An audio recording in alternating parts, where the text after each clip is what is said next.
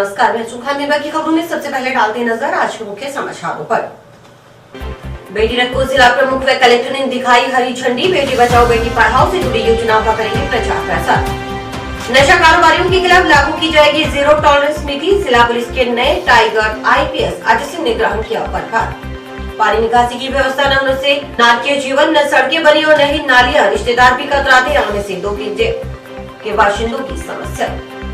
जल्द शुरू हो मेडिकल कॉलेज के साथ प्रस्तावित नए अस्पताल का निर्माण। हनुमानगढ़ विकास मंच संस्था ने कलेक्टर को सौंपा ज्ञापन। अब खबरें विस्तार से। राष्ट्रीय बालिका दिवस पर सोमवार को चिकित्सा एवं स्वास्थ्य विभाग कार्यालय से बेटी बचाओ बेटी पढ़ाओ और पीसीपीएनडीटी अभियान के तहत जिले में प्रचार प्रसार के लिए 5 बेटी रथ रवाना किए जाएंगे। जिला प्रमुख कविता मेघवाल व कलेक्टर डीडेल की ओर से झंडी दिखाकर इन रथों को रवाना किया गया। इस दौरान नेहरू युवा केंद्र की जिला युवा अधिकारी मधु यादव, मुख्य चिकित्सा एवं स्वास्थ्य अधिकारी डॉक्टर नवनीत शर्मा, ब्लॉक चिकित्सा अधिकारी डॉक्टर ज्योति ढींगरा, महिला एवं बाल विकास विभाग के उप निदेशक प्रवेश सोलंकी सहित अन्य अधिकारी मौजूद रहे। इस मौके पर जिला प्रमुख कविता मेघवाल ने कहा कि आज बेटियां भी बेटों के बराबर हर मुकाम हासिल कर रही हैं। इसलिए लोग अपनी बेटियों को घर में बैठाने की बजाय उन्हें उच्च शिक्षित करें ताकि वह भी अपने सपनों को साकार कर सकें। बालिका दिवस पर सभी को ढेर सारी शुभकामनाएं। आज ये बालिका दिवस है तो मैं सभी बालिकाओं और महिलाओं को यही संदेश देना चाहूँगी कि बेटियों को घर पे न रखें, उनको पढ़ाएं लिखाएं और आगे बढ़ाएं। और बेटियां आज कहीं भी पर भी जा सकती है। अपने एसपी देखो यहाँ पर महिला है और राजनीति में जिला प्रमुख भी महिला है, डिपार्टमेंट में महिला आगे बढ़ रही है। इसलिए अपनी महिलाओं को बेटियां हो तो बेटियों को आगे बढ़ाना चाहिए। मैं खुद बेटियों की मेरी भी 2 बेटियां हैं तो मैं उनको पढ़ाऊंगी लिखाऊंगी और पैरों पे खड़ी करूंगी। जिला कलेक्टर नतमल डिडेल ने बताया कि राष्ट्रीय बालिका दिवस पर 5 बेटी रथ रवाना करने का उद्देश्य बेटी बचाओ बेटी पढ़ाओ से संबंधित सरकार की योजनाओं की जानकारी आमजन तक पहुंचाना है। ये 5 रथ जिले की 269 ग्राम पंचायतों में करीब 1 माह तक भ्रमण करेंगे। कलेक्टर डिडेल ने कहा कि यह देखने में आया कि पिछले कुछ वर्षों में चिकित्सा एवं स्वास्थ्य विभाग, शिक्षा विभाग सहित अन्य विभागों और सभी जनप्रतिनिधियों के सहयोग से केंद्र राज्य सरकार की महत्वपूर्ण और कल्याणकारी योजनाओं के समन्वय से जिले में लिंगानुपात में अच्छी वृद्धि हुई है। नेशनल फैमिली हेल्थ सर्वे के 5वें सर्वे में हनुमानगढ़ जिले का लिंगानुपात भी 928 से बढ़कर 1015 के आसपास हो गया है। ये जिले के सुखद संकेत हैं। उनका भी मानना है कि समाज में चूंकि 50% पुरुष और 50% महिलाएं आदर्श स्थिति में होनी चाहिए, लेकिन जिस प्रकार पिछले कुछ समय से लोगों में बेटियों के प्रति मानसिक रूप से जो कमियां पाई गई, उसकी वजह से लिंगानुपात गिर गया था। लेकिन सरकारी योजनाओं का अच्छा परिणाम जिले में देखने को मिल रहा है। उम्मीद है कि ये 5 जागरूकता रथ बेटी बचाओ बेटी पढ़ाओ से संबंधित योजनाओं को आमजन तक पहुंचाने में काफी मददगार होंगे। हमें बालिकाओं को बचाने में और उनको पढ़ाने में उनकी शिक्षा भी अच्छी हो और स्वास्थ्य भी अच्छा हो, इसके लिए इन प्रयासों को आगे भी जारी रखना होगा। आज राष्ट्रीय बालिका दिवस के अवसर पर जिला हनुमानगढ़ में 5 रथ रवाना किए गए, जिसमें जिला प्रमुख साहिब महोदया भी उपस्थित रही। और इन 5 जागरूकता रथ का मुख्य उद्देश्य है कि जो बालिका बचाओ के संबंध में जितनी भी सरकार की योजनाएं हैं और जो माननीय मुख्यमंत्री जी के और जो प्रधानमंत्री जी के प्रयास हैं वो हम आम आदमी तक पहुंचाएं। ये 5 रथ हमारे जिले की 269 जो पंचायतें हैं उनमें अगले 1 महीने तक भ्रमण करेंगे। और आपने देखा भी है कि पिछले कुछ वर्षों में सभी के संयुक्त प्रयासों से, जिसमें चिकित्सा एवं स्वास्थ्य विभाग, शिक्षा विभाग, ICDS और सभी जनप्रतिनिधियों के सहयोग से एवं राज्य एवं भारत सरकार की जो महत्वपूर्ण कल्याणकारी योजनाएं हैं, इनके समन्वय से जो लिंगानुपात है उसमें बहुत ही अच्छी वृद्धि हुई है। जो NFHS का 5वां सर्वे है उसके अकॉर्डिंग हमारे जिले का लिंगानुपात भी 928 से बढ़कर के 1015 के आसपास हो गया है। ये बहुत ही सुखद संकेत है और मैं समझता हूँ कि एक समाज में चूँकि 50% पुरुष और 50% महिलाएं आदर्श स्थिति में होनी चाहिए। CMHO डॉक्टर शर्मा ने बताया कि 5 बेटी रथ ग्राम पंचायतों में पंफलेट बांटकर जागरूकता फैलाएंगे। CMHO ने बताया कि PCPNDT के आंकड़ों के अनुसार वर्तमान में हनुमानगढ़ में 1000 पुरुषों के मुकाबले 988 महिलाएं हैं, जबकि एनएफएचएस के आंकड़ों के अनुसार 1000 पुरुषों के मुकाबले 1015 महिलाएं जिले में हैं, जो कि काफी अच्छी स्थिति कही जा सकती है। हनुमानगढ़ जिले में बालिका दिवस पर माननीय जिला प्रमुख महोदय और कलेक्टर महोदय की अगुवाई में हरी झंडी दिखाकर हमने 5 बेटी रथ, बेटी बचाओ रथ शुरू किए हैं, जो कि सभी 269 पंचायतों में भ्रमण करेंगे और ये जो पम्पलेट्स वगैरह बांटकर जन जागरूकता फैलाएंगे। आज हनुमानगढ़ जिले में पीसीपीएनडीटी के आंकड़ों के अनुसार 988 महिलाएं पुरुषों के उसमें है, जबकि एनएफएचएस के आंकड़ों के अनुसार 1000 पर 1015 महिलाएं जिले में हैं, जो कि काफ़ी अच्छी स्थिति में है। इसके लिए हमारी पीसीपीएनडीटी सेल चिकित्सा विभाग ने भी पिछले दिनों में काफ़ी डिकोय ऑपरेशन या पीसीपीएनडीटी सेल से हमारा सुपरविजन भी बहुत अच्छा चलता है। और चूँकि जिले में साक्षरता की भी अच्छी स्थिति है, तो इसलिए लोगों में भी जागरूकता है कि जो बेटियों के प्रति जो पहले ज़माने में था कि बेटियों के जन्म पर या इस तरीके का वो करते थे, लेकिन हनुमानगढ़ जिले में स्थिति काफ़ी संतोषजनक है। जिले के नए पुलिस कप्तान अजय सिंह ने सोमवार को दोपहर बाद कार्यभार ग्रहण कर लिया। पुलिस अधीक्षक कार्यालय में पहुंचने पर आईपीएस अजय सिंह को पुलिस जवानों की ओर से गार्ड ऑफ ऑनर दिया गया। अतिरिक्त पुलिस अधीक्षक जसराम बोस सहित अन्य अधिकारियों की ओर से बुके भेंट कर टाइगर का स्वागत किया गया। पदभार ग्रहण करने के बाद मीडिया कर्मियों से बातचीत करते हुए वर्ष 2009 के आईपीएस अधिकारी अजय सिंह ने कहा कि सबसे पहले पूरे जिले के थानों व चौकियों का दौरा किया जाएगा। दौरा कर क्षेत्रीय भौगोलिक परिस्थितियों, क्राइम पैटर्न, अपराध की स्थिति की जानकारी ली जाएगी। इसके बाद प्राथमिकताएं तय की जाएंगी। इससे पहले पुलिस मुख्यालय की ओर से 2022 की प्राथमिकताएं तय की हुई हैं, उन पर पूरा फोकस रहेगा। एसपी अजय सिंह ने कहा कि जिले में नशे की प्रवृत्ति का प्रचलन बढ़ रहा है। नशा कारोबारियों के खिलाफ जीरो टॉलरेंस की नीति लागू की जाएगी। नशे के खिलाफ विशेष अभियान चलाकर कार्रवाई की जाएगी। एसपी अजय सिंह ने कहा कि राज्य सरकार की ओर से गृह मंत्रालय के माध्यम से समय समय पर जारी की जाने वाली कोविड गाइडलाइन की पूर्ण पालना सुनिश्चित की जाएगी।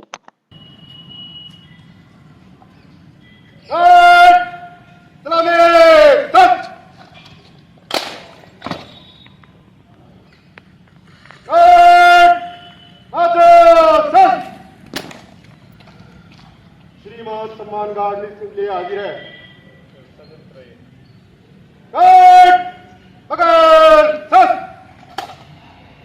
संतरी खड़ा रहे। विसर्जन।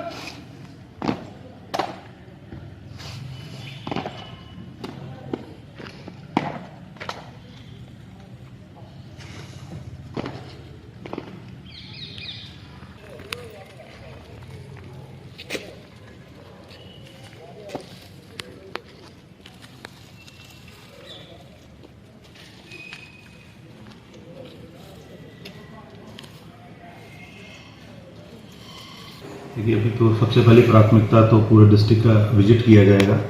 सभी थाने चौकियों का विजिट करके किस तरह की भौगोलिक परिस्थितियाँ हैं, किस तरह का क्राइम पैटर्न है और अपराध की स्थिति क्या है, उस सबको एक बार जानने के बाद में फिर प्राथमिकताएँ तय की जाएंगी। इसके पहले जो पुलिस मुख्यालय द्वारा हमारी ऑलरेडी प्राथमिकताएँ 2022 तय की हुई हैं, उन पर हमारा पूरा फोकस रहेगा। इस जिले में थोड़ा नशे की प्रवृत्ति को लेकर के जो अभी ट्रेंड बढ़ रहा है, उसको लेकर के हमारा जीरो टॉलरेंस नशे के खिलाफ विशेष अभियान चलाकर कार्रवाई की जाएगी। कोविड को लेकर के जो समय समय पर राज्य सरकार द्वारा गृह मंत्रालय के माध्यम से जो कोविड गाइडलाइन जारी की जाती हैं, उनकी पूर्ण पालना सुनिश्चित करी गई। मैं सभी हनुमानगढ़ निवासियों को गणतंत्र दिवस की हार्दिक शुभकामनाएं प्रेषित करना चाहता हूँ। सब गणतंत्र दिवस को एक पर्व के रूप में, एक राष्ट्रीय गर्व के रूप में मनाएं। जिला मुख्यालय के निकटवर्ती ग्राम पंचायत 2 के एनजी की वार्ड नंबर 2, 4, 6, 8 और 9 के बाशिंदे लंबे समय से नारकीय जीवन जीने को मजबूर हैं। पानी निकासी की व्यवस्था न होने के चलते इन वार्डों के लोगों को बदबूदार माहौल में रहना पड़ रहा है। इन वार्डों में न सड़कें बनी है और न ही नालियां। हालात ये है कि यहाँ के अधिकतर लोग अपने मकानों को बिकाऊ कर चुके हैं। यहाँ तक कि उनके घरों में रिश्तेदार भी आने से कतराते हैं। बारिश के बाद हालात और भी बदतर हो जाते हैं। वार्ड वासियों का कहना है कि पंचायत बने 2 साल हो गए, लेकिन अभी तक इन वार्डों में कोई विकास कार्य नहीं हुआ। सरपंच की ओर से विकास कार्य में भेदभाव किया जा रहा है।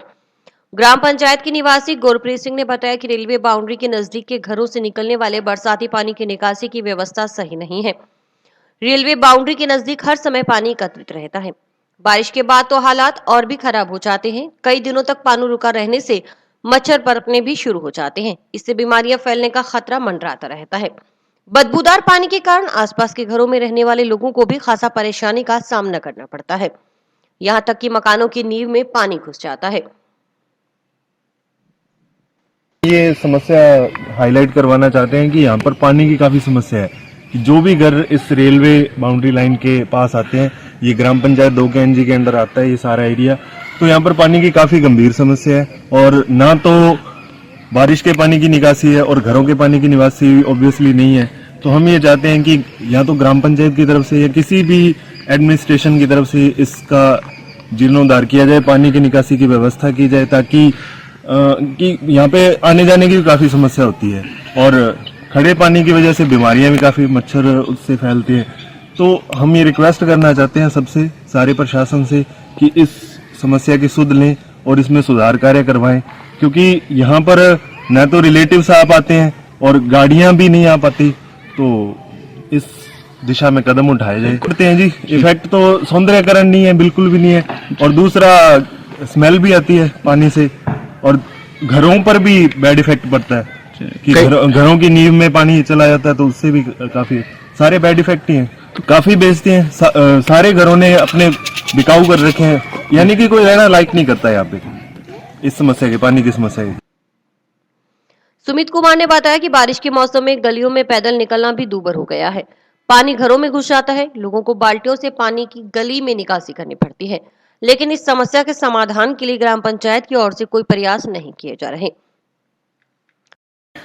ये ग्राम पंचायत 2 के ITA बस्ती, ठीक है, और यहाँ पे कोई पानी की कोई सुविधा नहीं है, कोई निकासी नहीं है। बारिश का समय आता है तो पैदल चलना मुश्किल हो जाता है यहाँ पे, और पानी घरों में घुस जाता है, बाल्टियाँ से ले के निकालना पड़ता है।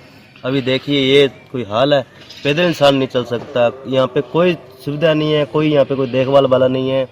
जो भी कोई सरपंच है, कोई भी है, कुछ भी नहीं कोई देखता, कोई वार्ड नहीं, पंच नहीं, कोई भी नहीं कुछ देखता यहाँ पे। देखो, बात करने से क्या होता है कि ऐसे तो है नहीं कि सरपंच गांव से बाहर है, गांव के अंदर ही है। वो भी आते जाते हैं, घूमते हैं, उनको भी देखना चाहिए कि मेरे नगरी में ये क्या हो रहा है। वो राजा है यहाँ के। मोनू ने बताया कि वार्ड में न तो सड़कें और न ही नालियों का निर्माण हुआ है। कई बार ग्राम पंचायत सरपंच को अवगत करवाया गया, लेकिन समस्या जस की तस है। वार्ड वासियों की मांग है कि ग्राम पंचायत इस तरफ ध्यान दे और पानी निकासी की समुचित व्यवस्था की जाए। वे रह रहे हैं 1 से, पिताजी वगैरह वो रह रहे हैं, और उसके बाद हमारे 30-33 साल की हमारी उम्र होगी। हम तो इस पानी के चक्कर में रह रहे हैं। हमारे पाइप पे डली है, अब मान लो ये कोई 2-4 महीने हुए हैं, ठीक है, अब डली है और पानी का हमारा निकास नहीं है बिल्कुल भी। हर एक हमारे इधर कोई गली की सुविधा नहीं है। अब ये मान लो रेलवे की बाउंड्री निकलने के बाद हमारे को कोई रास्ता नहीं है, हमारे गेट बंद हो जाएंगे, गेट बंद हो जाएगा। हमारे को इसका कोई लाभ चाहिए। घरों का पानी है, उधर का पानी हमारे इधर निकालते हैं, पानी निकालने के वो हमारे घरों में जाता है। कुछ नहीं बना, नाली वगैरह कुछ भी नहीं, ना कोई रोड ना नाली, कुछ नहीं है इससे। अब मुश्किल है, पर करे क्या, किसको बताएं। सरपंच है, उनके तो सबके नालियां हैं और रोड पक्की है, उनको तो कोई प्रॉब्लम नहीं है, हमारे को प्रॉब्लम। अब हम क्या करें बताओ। उधर सोमवार को 2 के एनजे के वार्ड नंबर 2, 4, 6, 8 और 9 के बाशिंदों ने इस समस्या से उपखंड अधिकारी डॉक्टर अभी गर्ग को अवगत करवा समाधान की गुहार लगाई। एसडीएम डॉक्टर गर्ग ने भी इस समस्या का स्थायी समाधान करवाने के लिए पंचायत समिति के विकास अधिकारी को निर्देशित किया। 2NG ग्राम पंचायत में पानी की निकासी को लेकर समस्या आज प्राप्त हुई है और इसके जल्दी निकासी करवाने के लिए और कोई स्थायी समाधान खोजने के लिए समस्या का विकास अधिकारी पंचायत समिति हनुमानगढ़ को निर्देशित किया। सालों पहले दी गई जगह पर बने आशियाने टूटने से बचाने की मांग को लेकर जंक्शन की लेबर कॉलोनी के बाशिंदों ने शुक्रवार को कलेक्टर को ज्ञापन सौंपा। इस मौके पर रविंद्र बावरी ने बताया कि लेबर कॉलोनी सुरेशिया में कई परिवार सालों से अपना मकान बनाकर निवास कर रहे हैं। लेबर कॉलोनी में नगर परिषद, विद्युत विभाग, जलदाय विभाग सहित अन्य विभागों की ओर से मूलभूत सुविधाएं उपलब्ध करवाई जा रही हैं। कॉलोनी वासियों की ओर से प्रशासन शहरों के संग अभियान में पट्टे बनवाने के लिए आवेदन प्रस्तुत किए गए थे। स्वास्थ्य विभाग की ओर से भी पट्टे बनाने के आदेश प्रस्तुत किए गए। मौका पर सर्वे होने व आवेदन पत्र जमा होने के बावजूद नगर परिषद की ओर से लेबर कॉलोनी के बाशिंदों को पट्टे जारी नहीं किए जा रहे, बल्कि कब्जे को अतिक्रमण मानकर नोटिस जारी किए जा रहे हैं। नगर परिषद की ओर से गरीबों के आशियानों से जबरन बेदखल करने की गर्ज से अपने चहेतों को लाभ पहुंचाने के लिए भूखंडों की नीलामी करवाई जा रही है, जबकि मौके पर वे लोग काबिज हैं। लेबर कॉलोनी के बाशिंदों ने नगर परिषद पर मनमाने ढंग से आमजन को आशियानों से बेदखल करने का प्रयास करने का आरोप लगाते हुए आशियाने बचाने की गुहार कलेक्टर से लगाई। साथ ही चेताया कि अगर गरीबों के आशियानों से उन्हें बेदखल किया गया तो इसके खिलाफ आंदोलन किया जाएगा। कच्ची बस्ती लेबर कॉलोनी के लोग हैं जिनको नगर परिषद इनके प्लाटों को तोड़ने में लगी हुई है और इनकी नीलामी कर रही है, जो गलत है। इन लोगों को पहले और जगह बैठे थे, वहाँ से उठा करके वहाँ इनको बसाया गया था और इनसे ये वादा किया था भी आपके यहाँ पट्टे बना दिए जाएंगे, जिसमें इनको रसीदें भी दी गई थी, भाई आपका ये प्लाट है, इतना नंबर प्लाट है, इतना नंबर प्लाट है, दिए हुए थे। लेकिन अब वहाँ पर ये पट्टे भी जारी किए थे कई घरों को, लेकिन अब क्या है कि वो उनको तोड़ने में लगी हुई है और उनकी नीलामी कर रही है, जो गलत है और इन गरीब लोगों को उजाड़ा जा रहा है। हमारा कलेक्टर साहब से निवेदन करने का आज यही है कि उनको रुकवाया जाए, इसकी जांच कराई जाए, ठीक है। इन गरीब लोगों को पट्टे जो सरकारी दर पे दिए जाते हैं उस हिसाब से इनको पट्टे दिए जाए। 25 साल पहले इनको ये अलग अलग स्थान पर बैठे थे, सभी को इनको उठाकर एक जगह इनको बसाया था और इनको प्लाट 25 बाई 45 के प्लाट काट के दिए थे और इनके उस जगह का नाम लेबर कॉलोनी रखा था। आज भी उस एक मकान पर उसकी प्लेट लगी है लेबर कॉलोनी के नाम से। लेकिन अब क्या है कि इन्होंने मकान बनवा के तैयार कर लिया है, ये बस रहे हैं, सड़कें, बिजली वगैरह है, पानी वगैरह की व्यवस्था है। लेकिन इसके बावजूद भी अब क्या है कि नगर परिषद है जो उसका सर्वे वगैरह सब कुछ होने के बाद में बिजली पानी सभी उनको वो मान रहे हैं, लेकिन नगर पालिका नहीं मान रही है, इसलिए इनका वो प्लाट सर्वे करके तोड़ रहे हैं। जल जीवन मिशन के अंतर्गत खुलवाए जा रहे खाते में जमा करवाने वाली राशि का संग्रहण ग्राम पंचायत की बजाय पीएचडी से करवाने सहित 15 सूत्री मांगों को लेकर सरपंच संघ के बैनर तले ग्राम पंचायतों के सरपंचों ने सोमवार को कलेक्टर नटवर डिडेल को ज्ञापन सौंपा।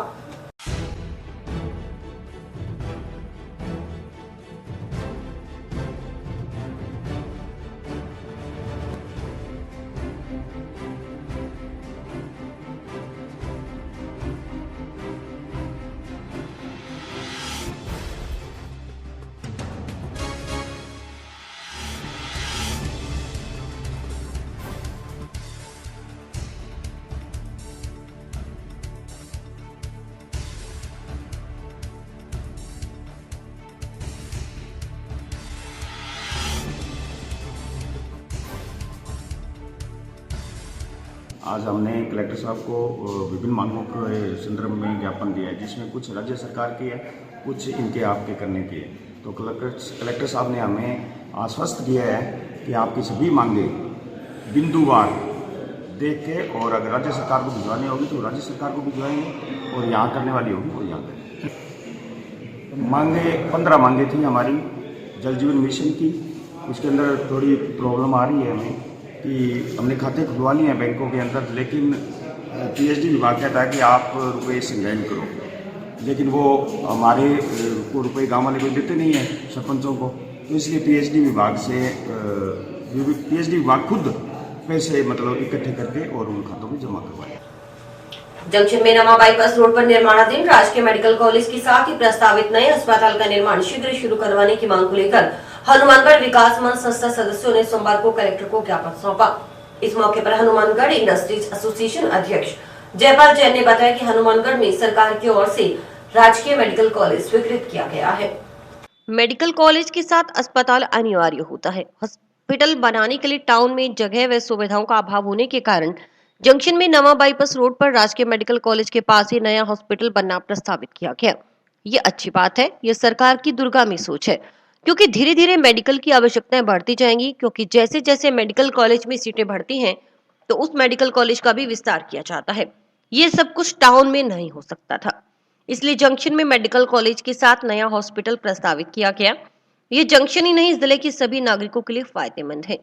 वर्तमान में क्षेत्र के लोगों को गंभीर बीमारियों के इलाज के लिए बीकानेर, जयपुर व अन्य बड़े शहरों में जाना पड़ता है, लेकिन राजकीय मेडिकल कॉलेज शुरू होने से ये सुविधा जिला मुख्यालय पर ही मिलेगी। इससे दुविधा नहीं होगी और लोगों का समय और पैसा बचेगा। हनुमानगढ़ की आबादी को ध्यान में रखते हुए मेडिकल सुविधाओं में विस्तार जरूरी है।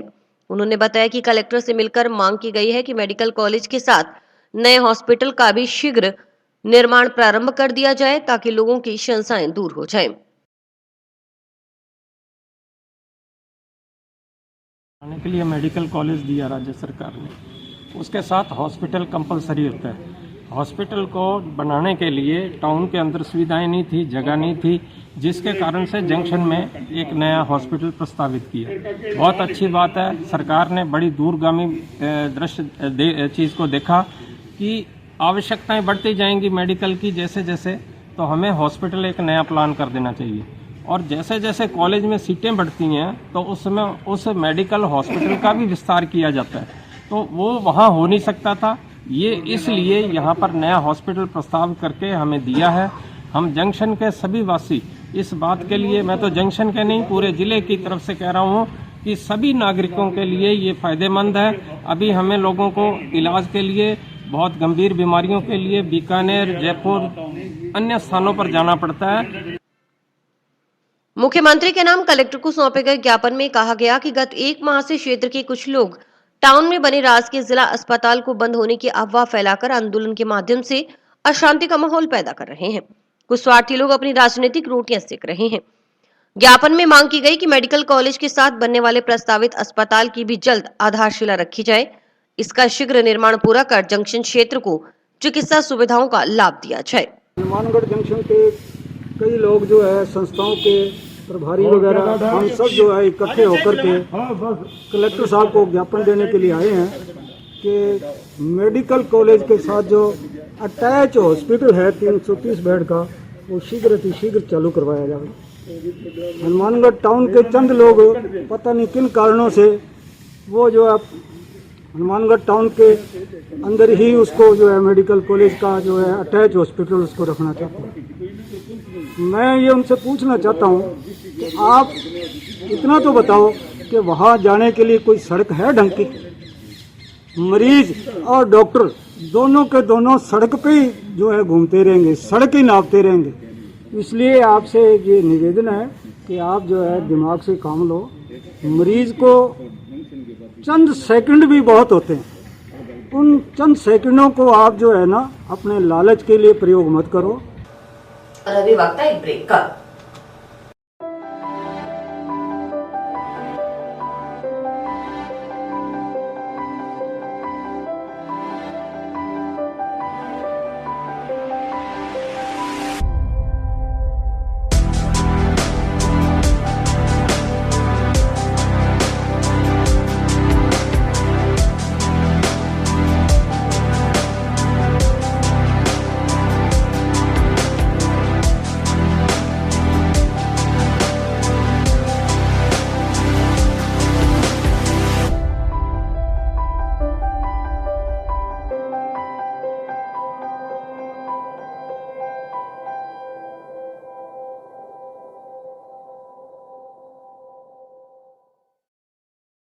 भटनेर किंग्स क्लब की ओर से सोमवार को सुटगढ़ फोर लेन पर गांव डबली राठान के आसपास स्थित ईंट भट्टों पर काम करने वाले मजदूर परिवारों के बच्चों को ठंड से बचाव के लिए गर्म वस्त्र वितरित किए गए।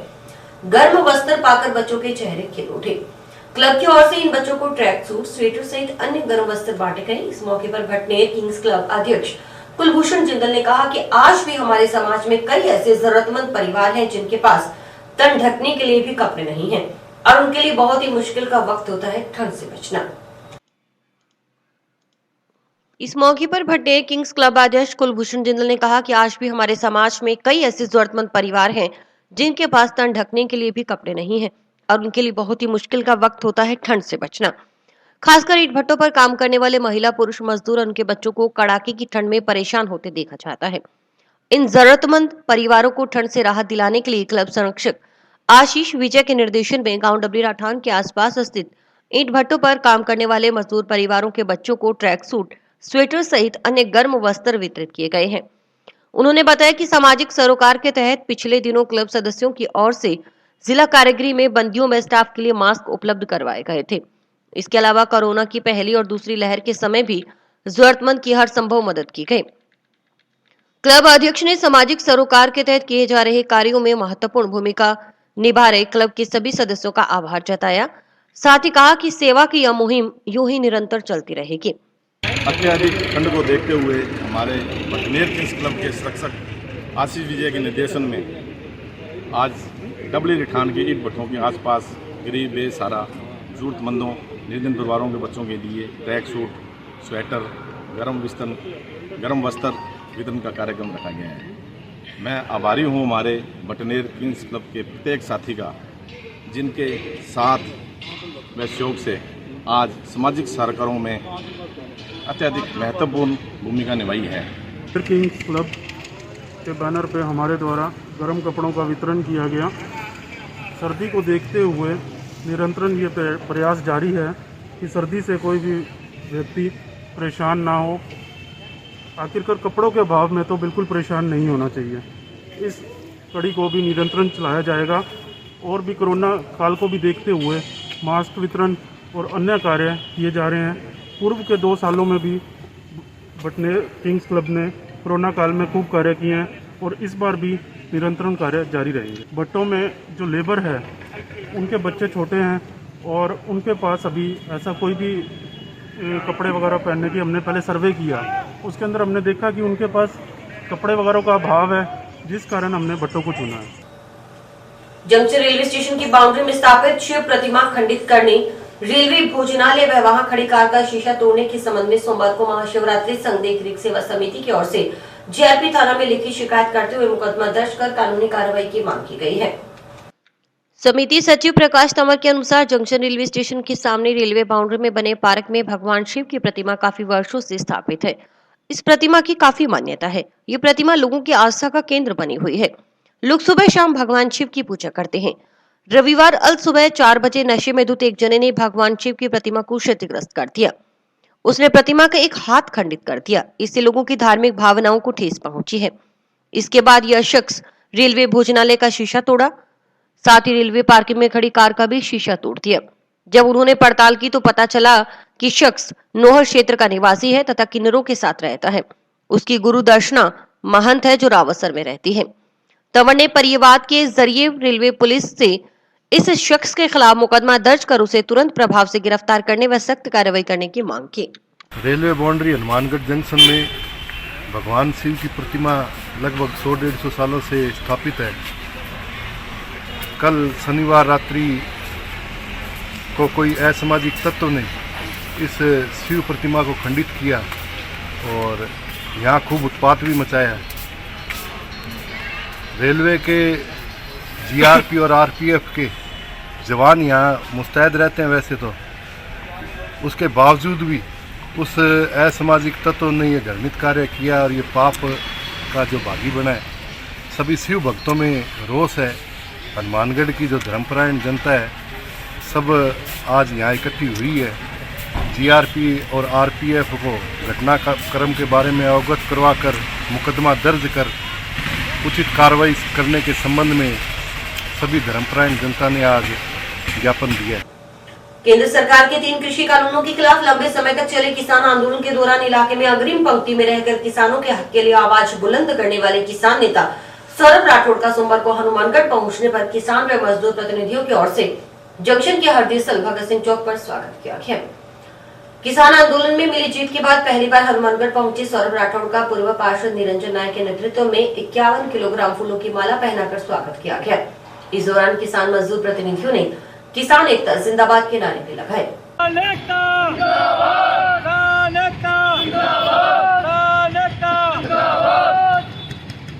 एकता जिंदाबाद, हमारी एकता जिंदाबाद, किसान मजदूर एकता जिंदाबाद, किसान मजदूर एकता जिंदाबाद,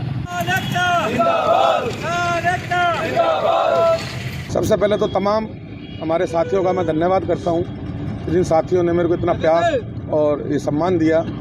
हमारे तमाम साथी, पूर्व पार्षद निरंजन नायक, हमारे ऑटो यूनियन के प्रधान भाई चंद्र प्रकाश जैन साहब, पार्षद विकास और हमारे रामप्रताप बाम्बू, जगत नारायण शर्मा, भाई सुखराज सिंह, हमारे तमाम साथी जो यहाँ पहुँचे हैं, किसान मजदूर प्रतिनिधि, जनप्रतिनिधि, सभी का मैं आभार व्यक्त करता हूँ।